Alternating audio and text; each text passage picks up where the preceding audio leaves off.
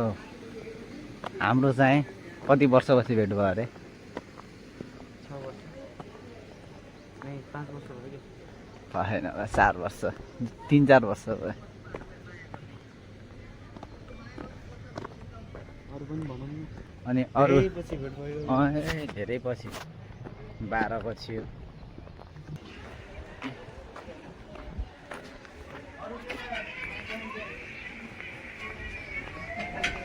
ल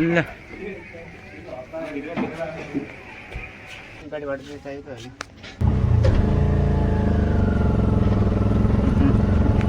भाडा सक्ने भाडा गाडी भाडा भाडा छैन त।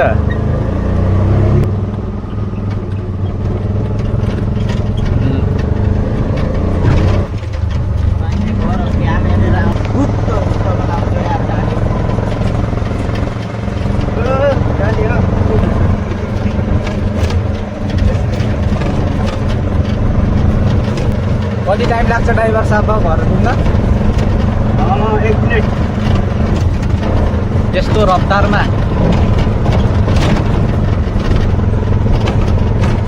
गाइज हामी गाडीमा बसिरहेका छौँ। यार साथी हामी माथि डाँडामा जाँदैछौँ भाइ। लास्टमा भिडियो रेकर्ड भएर रहेछ है। भिडियो फेरिबाट है। ओइ यो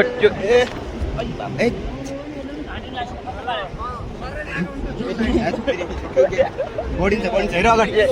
ए गाडी अगाडि बाटो भन्दा चाहिँ ब्याक गियरमा है त अब।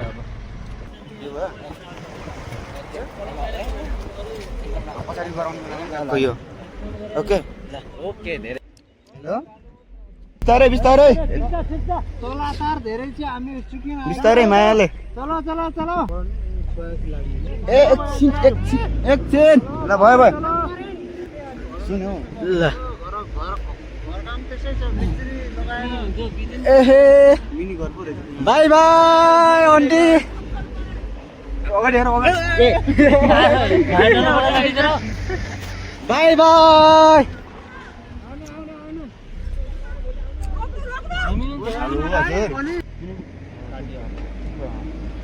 यस्तै खोजेको थापा थापा गाडीमा ढोडिरहन्छ कि अब तिम्रो तालेर उभिहाल्यो पहिल्यै यस्तो गर्नु सुन्न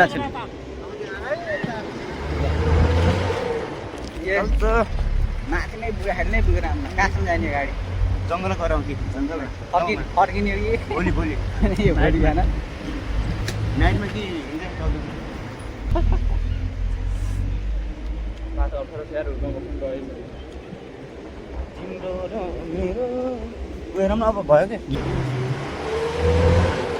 क्या सुर वर्षे उमेरैमा पनि के हुँदो अहिले पो बुढो भयो अहिले पो बुढो भयो सुर वर्षे उमेरैमा मै पनि झल्के हुँदो अहिले पो आफूलाई अहिले पो विश्व सुर वर्षे वर्षे उमेरैमा मै पनि झुल्के हुँदो अहिले पो बुढो भयो अहिले पो बुढो भयो 16 वर्षे उमेरैमा मै पनि झुल्के हुँदो अहिले पो बुढो भयो अहिले पो बुढो भयो हामी यता पञ्चौरी जाने गाडीमा है चढेको उठ्नुमा यस्तो छ है भनौँ त अलिअलि काभ्रेको बाटो है यस्तो छ बाबेश्वर हुँदै दोकान हुँदै दाजुरा हुँदै छोकरा जङ्गलसाल हुँदै जङ्गला हुँदै यात्रा हाम्रो जारी छ कर्णाली जङ्गल माया तिमीलाई सम्झिन्छु दिनको रात ल्यायो है बाख्रा उकाली लाग्यो उल्टा बाख्रा ओह्राली घुर्ले बाख्रा खै बनाए सबैका बाख्रा ओह्राली लागे खै बनाए झम्के गुलेली बाख्रो खै बनाए झम्के गुलेली अरू आउँदा जेसुकै भन अरू है आउँदा जेसुकै भन म आउँदा चाहिँ होइ भन ए झम्के गुलेली म आउँदा चाहिँ होइ भन ए झम्के गुलेली ए माधुले बाख्रा हेर्नुभयो अरू बाख्रा खै भन ए झम्के गुलेली अरू बाख्रा खै भन ए झम्के गुलेली तिनवटा बाख्रा मात्रै कहाँ गयो झम्के गुलेली कहाँ गयो झम्के गुलेली तिनवटा बाख्रा मात्रै चराउने रहेछन् दुईटा बाख्रा खै भन ए झम्के गुलेली गोरेटो बाटो उकाली लाग्यो रोडको बाटो खोइ भन ए झम्के गुलेली नेक्स्ट नमस्कार छ दाया र बायालाई दाया र बायालाई नमस्कार छ मेरी मायालाई गोर्खा मनका मना सबै मायालाई हालौ भने नि गाड्दैन जमाना सबै मायालाई हालौ भने नि ठिक छैन जमाना गोर्खा मनका मना सबै मायालाई हालौ भने नि ठिक छैन जमाना ल है आइपुग्यो गाडी नि आइपुग्यो गाडी नि सौजिँदै जाने होला नि गोर्खा मनका मना सबै मायालाई हालौ भने नि ठिक छैन जमाना सबै मायालाई हालौ भने नि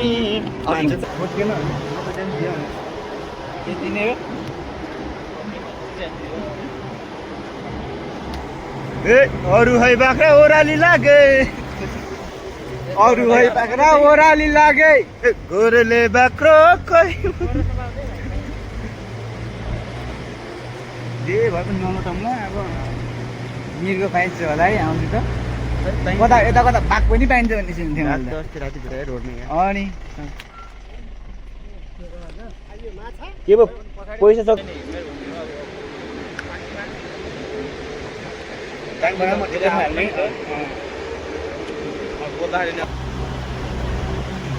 अरू बाख्रा उकाली लागे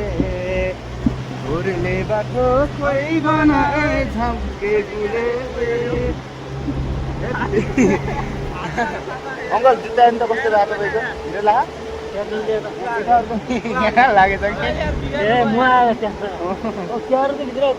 यता अङ्कलहरू पनि हुनुहुन्छ है गाई बुढोजेनजी बुढोजेनजी हामी बुढोजेनजी हो हामीले फेरि तहल्का दिन्छ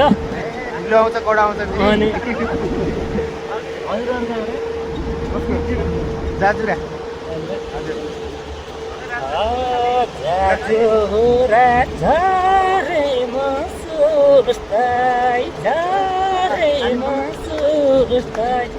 दर्शन मन सबैलाई मुस्काई रुँदा रुँदै जान्छु सपनीमा निर्माया हाम्रो दहतालको लागि कुनै पर्यटन स्थल बनाउनु हुन्छन् भनेर हामी आशावादीमा नै छौँ भनौँ। यस्तै छ हजुर सङ्कट भनेको हामी युवाहरूलाई यस्तै परिरहेको छ पहाडी इलाकामा के गर्ने हजुर गाडी घोडा सबभन्दा त हाम्रो के हो भने जङ्गलको पुल क्रस भइदिएको भए हामी यति गाडीमा पीडा पर्दैन थियौँ होला जस्तो लाग्छ होइन साथीहरू बाटो हजुर हाम्रो किनभने के जग्गाको पुल भइदियो भने हामीले यता धेरै गाडी पाउँछ नि त हामीहरू गाडी पाउँछ बाटोको पनि मर्मत गर्नु बाटोको पनि पर्यो मर्मत गर्नु छ अहिले हेर्नुहोस् किनभने यहाँ हुटमा बस्नु परेको छ हामीलाई हुटमा बस्नु अगाडि चार आउँछ के आउँछ चार आउँछ यस्तै छ अब के चिनमा अब जात्रा घरमा पुगेको छौँ हामी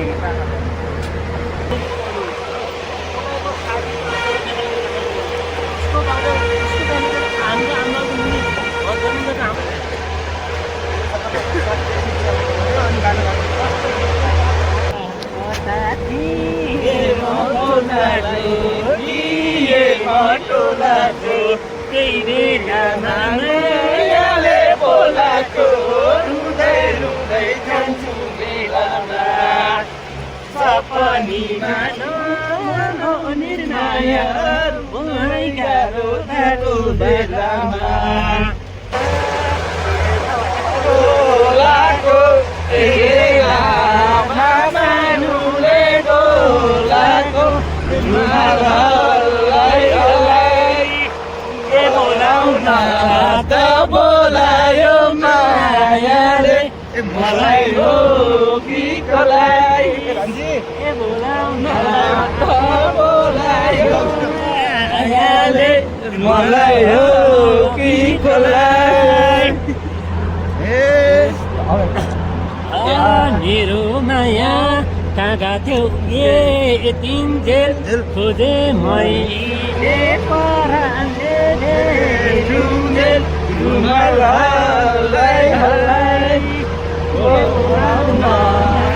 बोलायो मायाले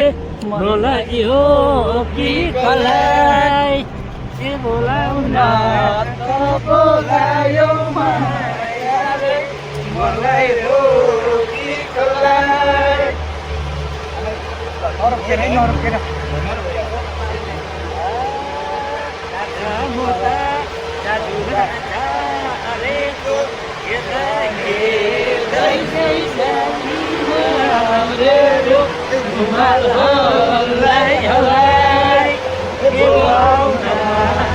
बोलायो मायाले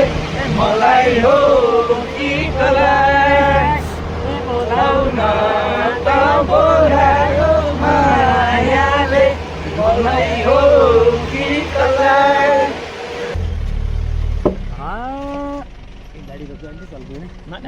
भुकिलाले सुन्छन् दाजु मान्छे म त घुमे नभने इसाई भेटे मैले हिमाल हे मनलाई रुमाल बोलाउन त बोलायो मायाले मलाई हो कि कसलाई ए बोलाउन त बोलायो मायाले मलाई हो कि कसलाई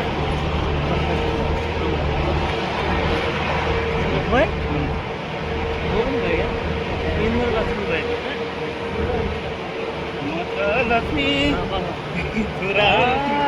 विपद परे गर्ने साथी रुमाल हल्लाई हल्लाई बोलाउन त बोलायो मायाले बोलायो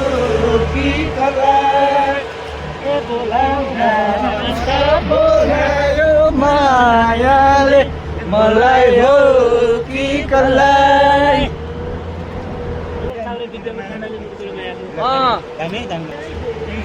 विद्यापुर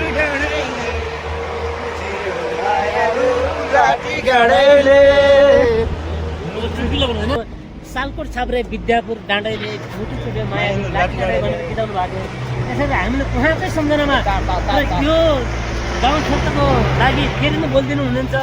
पहिला नै भनिरहेको थियो सालकोट छाप्रे विद्यापुर डाँडैले मुटु चुटे मायालु लाठी काँडाले भनेर भन्नुभएको थियो अझै पनि मुटु नै चुट्छ अहिले अनि गाडीमा चढ्दाखेरि अझ हुडमा बसेर हाम्रो मुटु नै चुटिरहेको छ दादा कृष्णगणेश दाई हजुरले एकदम हाम्रो यो क्षेत्रलाई हजुरले पहिला गीत गाउनु भएको थियो अझै पनि हाम्रो एकचोटि यो ठाउँमा आएर हाम्रो फेरि नै मुटु चोड्नेलाई मुटु सम्हालेर राख्ने बनाइदिनु हुनुहुन्छ भन्ने चाहना छ हाम्रो व्यक्त किन भन्दाखेरि होइन साथीहरू हामीलाई एउटै पनि हुडमा बसेर मुटु नै सुतिराखेको छ तर यस्तो हामीलाई हुडमा बसेर मुटु नकुलो हजुर पहिला हिँड्नु भएको थियो त्यसरी मुटु चुट्यो भने अहिले हामी हुडमा बसेर नि गाडी चले पनि हुडमा बसेर मुटु चुटिरहेको छ हिँड्नु गर्दा यस्तै उता